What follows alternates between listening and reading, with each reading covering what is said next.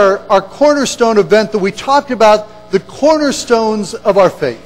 We talked about 4 events that were cornerstones of our faith. First of all, we talked about Christmas, the incarnation, the coming of God in human form. We talked about Good Friday, Jesus' death on the cross, and how through that death that we could have forgiveness of our sins and have a relationship with our Heavenly Father.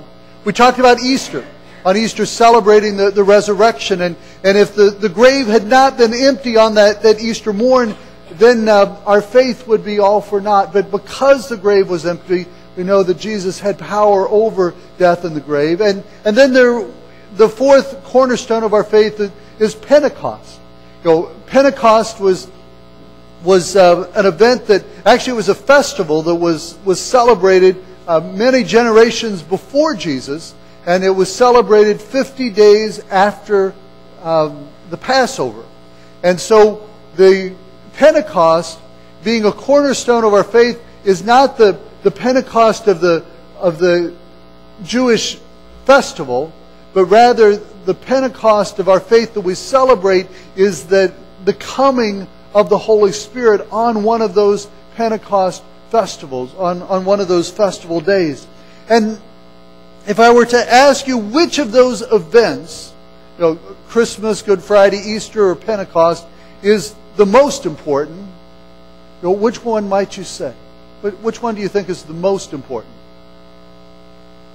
Now, the fact that you can't answer is maybe a good thing, or maybe you're just asleep. I'm not sure which. The same way, which is the least important? I think that we would probably say Pentecost is the least important, because back in January during the Cornerstone event, I was amazed at the number of people that said, I've never really heard about Pentecost.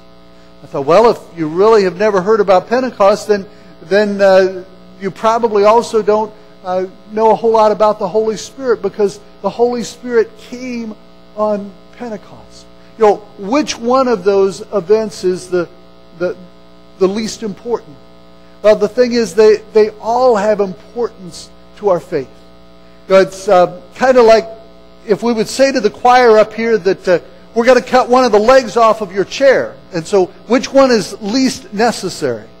Well, they would be doing a balancing act up there if they all tried to sit on those chairs with only 3 legs. And so these cornerstones of our faith are all important, and they are all interdependent. Now, just a moment ago I said that the New Testament believers' Pentecost was different than the Pentecost festival that had been celebrated for years. For many years I thought that Pentecost started on that day when the Holy Spirit came.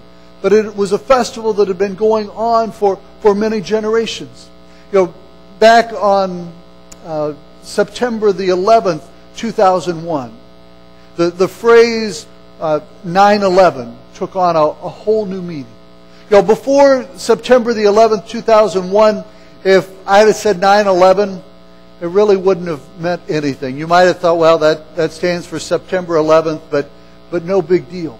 But after September 11th, 2001, whenever you hear 9/11, it takes on a whole new meaning. It was a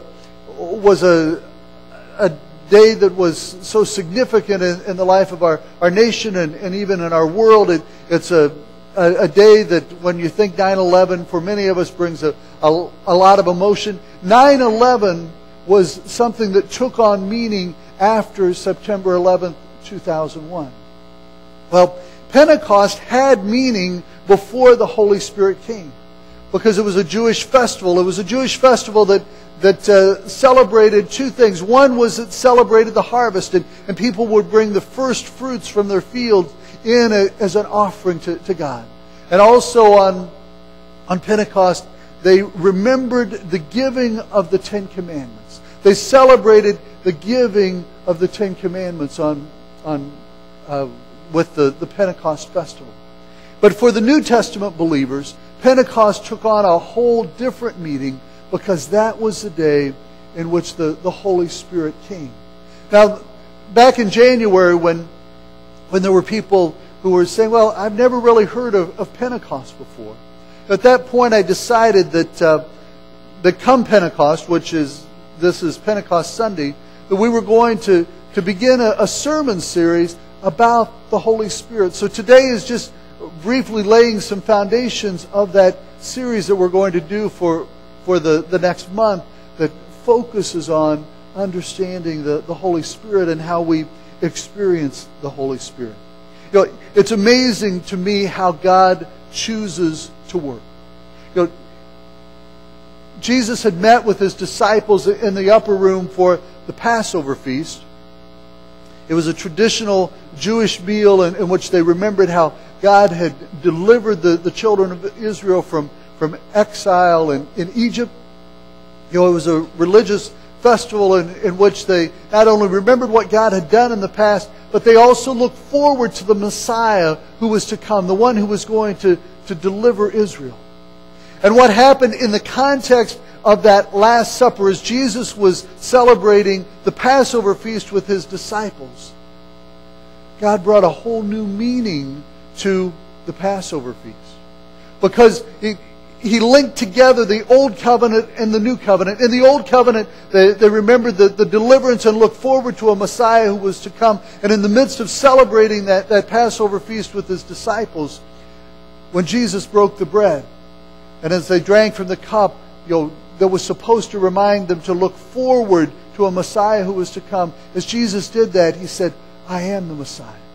And now as often as you break bread and as often as you drink from this cup, you should do it in remembrance of me. It was also on the day of Pentecost that God connected the Old Covenant with the New Covenant. In the Old Covenant, in the celebration of Pentecost, they celebrated the giving of the Ten Commandments. God's instructions to the children of Israel, how it is that He wanted them to live. And now, with the coming of the Holy Spirit, with the Pentecost that we read about in Acts chapter 2, God connects it with the New Covenant. Because in the New Covenant, it's an issue that the Holy Spirit comes and God's commandments are written upon our hearts. God connected the Old Covenant with the New.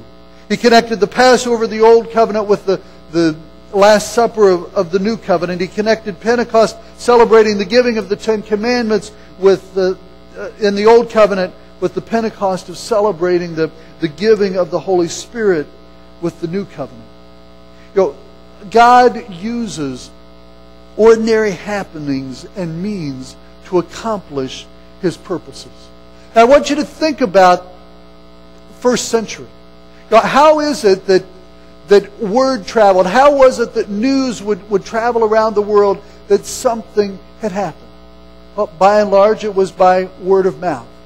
Occasionally there were some writings, some letters that maybe would get shared with an individual or with a group of people, but most of the time the way news traveled was by word of mouth.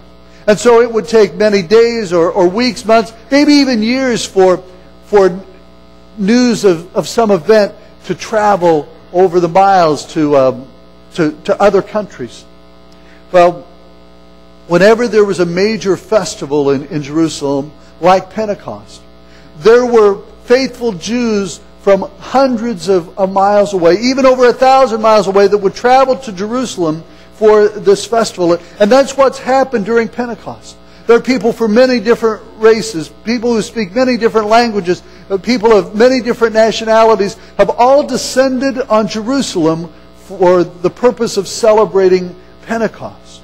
I want you to look up the map on the screen, and there in the middle of the map you can kind of see a red oval. That's Jerusalem.